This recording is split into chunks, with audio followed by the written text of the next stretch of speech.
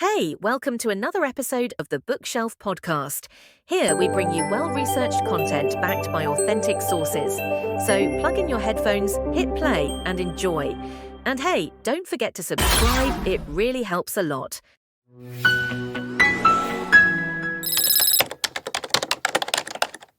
Welcome to the deep dive. Today, we're really going beyond those, the typical textbook overviews, and we're diving into the life of Khalid ibn al-Walid. You've given me some fascinating historical accounts, even some biographical sketches. Seems like we're ready to really uncover the depths of this sword of Allah. You know what's really fascinating is how these sources that we're looking at, they go beyond just his military genius, and they reveal the world that he was a part of, all those historical forces that really shaped him. Just imagine, a world that's on the brink of major change. Empires crumbling, a new faith is rising. It's a story full of ambition, faith, and yeah, definitely some really high stakes. I like it. Let's dive in. We've got a lot to cover today, starting with his family background, then his dramatic conversion to Islam, and of course, all those incredible victories, against all odds. Yeah, and to fully appreciate Khalid, I think we really need to understand the world he was born into. Okay, so picture this. It's the 7th century. The Roman and Persian empires, these guys were the heavy hitters for centuries, right? But now they're kind of shadows of their former selves, weakened by plague, economic decline, and centuries of just constant conflict. I see what you mean. So those invincible empires of legend, not so invincible anymore, huh? Makes you wonder what really led to that kind of dramatic shift in power. And that's where things get interesting, because we see this ripple effect of events that you wouldn't think are connected. For example, think about Indonesian fishermen, cultivating rice. They inadvertently contribute to the spread of malaria. Now, as these rice paddies expand, so do the mosquito breeding grounds, right? And malaria just ravages the populations of these empires, weakening them. Wow. That's a pretty powerful reminder. Even seemingly small actions can have, global consequences. Absolutely. And right into this power vacuum, steps a new force. This is where Islam comes in. We have Prophet Muhammad and his followers. They're facing challenges from both of these massive empires. But they don't just survive, they thrive. It's amazing. It's a testament to their resilience and really the power of their message. They set the stage for a new empire that would totally change the course of history. And it's within this volatile landscape that our story really begins. So Khalid is born into this powerful clan, the Banu Makhzum clan in Mecca, and his father, al-Walid ibn al-Mughira. Now this guy, he was the wealthiest man in Mecca. So we're talking Khalid really wanted for nothing. He was essentially groomed for a life of power and influence, Right, but he wasn't just destined for wealth. Yeah. All the sources, they highlight how he was basically raised for warfare, excelling in, every combat skill you can imagine. Archery, sword fighting, horseback riding. Yeah. You name it, he mastered it. You could say. His family, they were the elite military academy of their time, instilling in him this, deep understanding of strategy and tactics. And it's even said that he actually outshone his own cousin, Umar ibn al-Khattab, in certain skills. And we all know how influential Umar became. Talk about setting a high bar. It sounds like a warrior's path was pretty much inevitable for Khalid. But here's the thing. Initially, he seemed kind of indifferent towards this new religion, Islam. And that's a great point. His focus stayed on those military pursuits, ambition, and it really makes you wonder what kind of leader he would have become had he not, crossed paths with the rise of Islam. Definitely. This brings us to those turning points in his life, the events that eventually lead him to become the sword of Allah. And we're talking battles, we're talking personal betrayals, and maybe even, who knows, a touch of divine intervention. It all leads up to a pretty dramatic conversion story. Yeah, and it's really important to remember it wasn't just this sudden change of heart. The sources, they show a series of events, each one kind of chipping away at his perception of Islam. So let's start with the Battle of Uhud, where Khalid, he actually fought against the Muslims, showcasing, his strategic genius in a Meccan victory. He leads this devastating flanking maneuver that totally catches the Muslims off guard. And then there's the Battle of the Trench, again with Khalid on the Meccan side. This time, the sources suggest his task was a mission to assassinate Prophet Muhammad. Yeah, and this is where we see his mastery of diversion tactics, Right. creating those illusions of larger forces, exploiting weaknesses. But despite his best efforts, the Muslims, with their clever trench defenses and, let's be honest, some favorable weather conditions, managed to repel the Meccan siege. So here he is, fighting against the Muslims fiercely for years. What makes him shift his perspective? Is it just like a single epiphany? Not exactly. You have to remember his brother, al-Walid ibn al-Walid, he converts to Islam, right? And after he's ransomed from the Muslims, he leaves Khalid this heartfelt letter, really urging him to reconsider his stance, to embrace the faith. It's a powerful example of how much influence family can have, even on, the most hardened individuals. Right. That letter, it had to have planted a seed of doubt, made him at least question his own beliefs. And then comes the Treaty of Hudaybiyah. Here, Khalid, he gets to witness the Muslims firsthand, observing their discipline, their devotion, especially during their, what they called the prayer of fear. This tactical prayer formation, it allowed them to stay in a defensive posture while they were, engaging in their religious practice. Yeah. He probably saw it as a real testament to their commitment, and let's be real, their resourcefulness, qualities that, as a military strategist, he would have absolutely respected. So it seems like he's starting to see a depth to this new faith, something he really hadn't anticipated. And this is also around the time he has this vivid dream. He sees himself trapped in this barren, constricted land, but then he suddenly emerges into this vast green meadow. Later, he interprets this as a symbol, his journey from disbelief into the openness of Islam. I get it. Dreams can be pretty powerful, even for a pragmatic guy like Khalid. Absolutely. But his journey to converting, it definitely wasn't without its challenges. I mean, here he is, this proud Meccan, deeply tied to his clan. And so at first, he seeks counsel from his friends, guys like Safwan ibn Umayyah, Ikrimah ibn Abi Jahl, even Abu Sufyan. But they're totally against it. They vehemently oppose the idea of him converting. Yeah, that makes sense. Given their history, the losses they suffered against the Muslims, it would have looked like a complete betrayal. Right. For them, it's just inconceivable. But for Khalid, the pull towards Islam, it becomes too strong to ignore. Okay, so what happens next? Does he just announce his conversion? Face the music. No, not quite. He gathers his belongings, and under the cover of night, he heads out. He's going to Medina, the heart of this burgeoning Muslim community. And on the way, he actually runs into two other Meccans, Amr ibn Ullais and Uthman ibn Talha. And they're also on their way to embrace Islam. Wow. It's like 3 future giants of Islamic history making this clandestine journey to join a movement that's, it's going to change the world. It's a pretty powerful image. They arrive in Medina, and with Prophet Muhammad's warm embrace, they officially become Muslims. And for Khalid, this is a moment of profound transformation. The once staunch enemy, now standing shoulder to shoulder as a brother in faith. This is really a pivotal shift in his journey, isn't it? Yeah. Now he's part of something bigger than himself, ready to dedicate his impressive skills to a cause he truly believes in. So we left off with Khalid's conversion. It's a decision that's going to, reshape his destiny. Mm-hmm. And really the course of history. Now imagine this. You have the seasoned warrior, the sword of Allah. Yeah. He's joining the Muslim ranks. What's his next move? Well, he's definitely eager to prove his loyalty, his commitment to this new faith. But he also gets it, right? He understands how sensitive his position is. Let's be real. He was a formidable enemy just weeks before. Okay. So when the Battle of Mu'tah breaks out against the Byzantines in present-day Jordan, Khalid joins. But not as a commander. He joins as a foot soldier, ready to serve. That's pretty humbling, isn't it? To go from leading Meccan armies to marching as a regular soldier. What does that tell us about Khalid at this point? It says a lot about his humility, his willingness to start fresh. But as fate would have it, this battle, it becomes his trial by fire. You see, the Muslim army, they're outnumbered by the Byzantines. They start suffering these heavy losses, and their 3 appointed commanders, they fall one after another. So you have this chaotic situation, a battlefield on the verge of collapse. What happens? The remaining soldiers, they know, right? They recognize Khalid's military genius, and they urge him, take command. But even though he hesitates at first, he steps up. He knows how serious the situation is. And here we see those leadership qualities that would define him.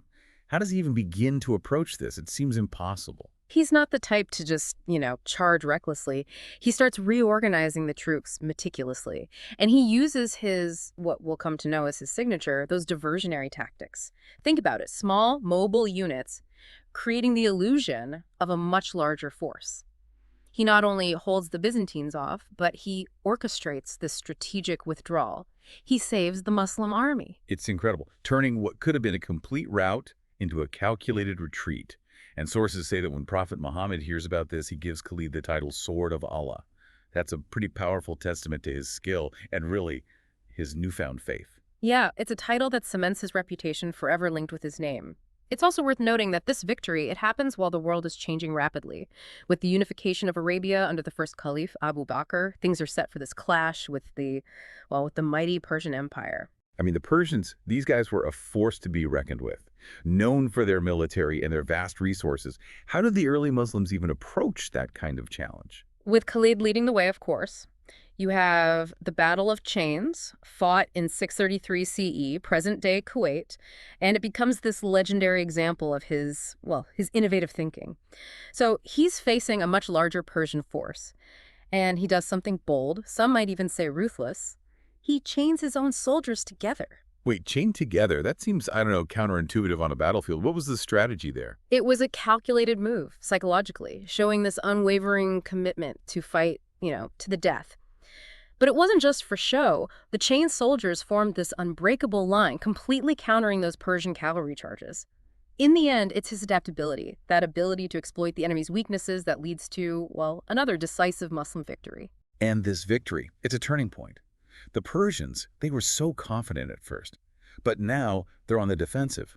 What follows is this string of incredible victories, each one showing off Khalid's, adaptability and his strategic brilliance. You have the battles of Wallajah and Ullais, perfect examples. Yeah, so Wallajah, they're outnumbered 2-1. And Khalid pulls off this classic double envelopment. He surrounds the enemy, crushes them. It's like textbook, how to use the terrain and the enemy's own strength against them. He had this knack, didn't he, for outsmarting his opponents, turning their advantages into weaknesses. Exactly. And then you have Ullais. He uses night attacks, strategic diversions, psychological warfare. Once again, he outmaneuvers a larger Persian force. There are even sources that say he tricked the Persians into thinking they were facing multiple armies, sowing confusion and fear in their ranks. So it's not just about brute force, it's that mental agility, being adaptable and, striking at the heart of the enemy's morale. It all leads to the capture of Hira. It was a strategic city, and it marks Islam's first major territorial gain in Persia. It really signals a power shift, and it sends a clear message to the other empires. There's a new force to be reckoned with. But while the Muslim armies are gaining ground against the Persians, another empire is watching, growing concerned. The Byzantines. Oh, yeah. The Byzantines, they see what's happening to the Persians. They realize, uh-oh, we're next. And it's fascinating how history seems to be repeating itself here. I mean, there are parallels to the Roman defeat centuries earlier at the Battle of Carrhae. You're talking about that battle where the Roman general Crassus met a pretty gruesome end. Molten gold poured down his throat, if I remember correctly. Definitely a cautionary tale. Exactly. And now they're facing a similar threat, this rapidly expanding Muslim army. The Byzantines, they're forced to consider something pretty radical, an alliance with their old enemy, the Persians. Talk about strange bedfellows. This alliance actually happened. Was this massive showdown between two empires and the rising Islamic Caliphate? Well, the alliance, it never really fully materialized, but the Byzantines, they were desperate to stop the Muslims. So they put together this huge army in Syria, and this is where Khalid embarks on, another legendary feat, an 18-day desert march, covering over 500 miles, scorching terrain, limited supplies. That's astonishing. The logistics, the endurance, it really shows his leadership and the discipline of his troops. Military strategists, they still study this march today. He arrived in Syria, ready to face the Byzantines. At the Battle of Ajnadayn, it was 634 CE. Talk about a clash of titans. You have the Byzantines, over 90,000 strong, led by Emperor Heraclius' brother Theodore, facing Khalid and his much smaller but very disciplined force. Knowing Khalid, I'm guessing he had a plan. Another one of his strategic masterstrokes. Oh, he always did. He picked the battlefield strategically, taking advantage of the terrain, the scorching desert heat, and of course the Byzantines' overconfidence. Through a series of maneuvers, he wore them down, using these concentrated cavalry charges to break their lines. Another big win for Khalid and the Muslim armies. But they weren't done yet, were they? No, not even close. Next up, the Siege of Damascus, one of the most important cities in the Byzantine Empire. And once again, we see Khalid's multifaceted approach, combining military tactics with, some clever diplomacy. He secures the city's surrender after a 6-month siege. It shows his understanding that, a true victory, it's not just about military power. It's about strategic negotiation, recognizing the human cost of war. Yeah, his actions, they really stand out, especially compared to the brutality you usually see with conquest back then. He negotiated these generous terms. protecting civilians, even making sure the churches were safe. But there was a much bigger challenge on the horizon, a battle that would decide the fate of the whole region and solidify Khalid's place in history, the Battle of Yarmouk. So last we left off, Khalid's racking up victories in Persia. Muslim armies are pushing through Syria. It all leads to this major confrontation that's going to decide the fate of the region, the Battle of Yarmouk. Yeah, it's 636 CE, the Byzantine Empire, they're desperate, right? They want to hold on to Syria. So they gather like 4 massive armies to take on the Muslims. I mean, the scale of this thing, it's immense. The Byzantine troops, they totally outnumber Khalid's army. It's more than just, another battle. This is a clash of civilizations. The future of the region's at stake. It's the ultimate test of Khalid's strategic genius. So how does he even approach this? It seems, insurmountable. Well, he picks the battlefield carefully. The Yarmouk Valley, it's a plain surrounded by steep ravines, natural defenses, right? That helps to even out the numbers a little. Shows you how much he understood that the terrain itself, it's a weapon, just like any sword. So he's using the landscape to his advantage, setting the stage, fighting on his terms. What happens next? 6 days. 6 days of just brutal fighting. Sources describe this back and forth. Romans launched these flanking attacks, desperate charges. The Muslims, they're incredibly resilient. There are even stories about the Muslim women who would traditionally, accompany the armies. They take up whatever they can find, tent poles, rocks, fighting alongside the men, urging them to hold their ground. Wow. I mean, that really shows the spirit of the Muslim community. Everyone had a role to play in this. But in the end, it was Khalid, right? His tactical brilliance, those calculated maneuvers, that's what turns the tide. The way he used the cavalry, I mean, he was almost uncanny in his ability to, anticipate what the enemy was going to do. And then, there's the sandstorm. Adds this whole dramatic element to an already epic battle. It's like something out of, one of those historical epics, a force of nature intervening in this clash of civilizations. It happens on the 6th day. As the battle's raging, this massive sandstorm just sweeps across the whole battlefield. It blinds the Byzantine forces. Now, sure, that's a stroke of luck. But Khalid, he seizes the opportunity, launches this final, just devastating attack, and it completely routs the Byzantine army. It's a huge victory for the Muslims. It's a turning point in history. The Byzantine army shattered, Syria falls to the caliphate, and Roman rule, which had lasted, 7 centuries, it's over. What were the implications of all this? No. Yarmouk, it wasn't just a military win. It reshaped the whole geopolitical landscape. It cemented the Muslim caliphate, as a major power, showed their dominance in the region, and it opens the way for further expansion, including, the conquest of Jerusalem, probably one of the most important cities in history. Yeah, and that brings us to this whole other chapter in Khalid's story, one that shows a different side of him, the diplomat, the strategist who knows that sometimes words can be more powerful than any sword. So it's 637 CE. Khalid sets his sights on Jerusalem. Now this city, it's sacred to Jews, Christians, and Muslims. The Byzantines, they've pretty much abandoned it, but there's still, some people manning those city walls. The Archbishop of Jerusalem, Sophronius, he's a Christian Arab loyal to Rome. He says he'll negotiate a surrender, but only with the Caliph himself, Umar ibn al-Khattab. Sounds like a political stalemate. I mean, the caliph's miles away back in Medina. They can't just wait for him to show up. How did they get around that? Well, they cook up this, audacious plan, a bit of strategic deception, maybe. So Khalid, he's Umar's cousin. They kind of look alike, So they decide Khalid's going to impersonate the caliph. So they send the sword of Allah, the fearsome warrior, in to make peace. I mean, what happened? At first, it's working. They meet with Sophronius. Negotiations are going well. But then someone recognizes Khalid. The jig is up. Sophronius, he feels tricked. He's furious, calls the whole thing off. The plan backfires. Back to square one. What do they do? Weeks later, the real caliph, Umar, he arrives at Jerusalem.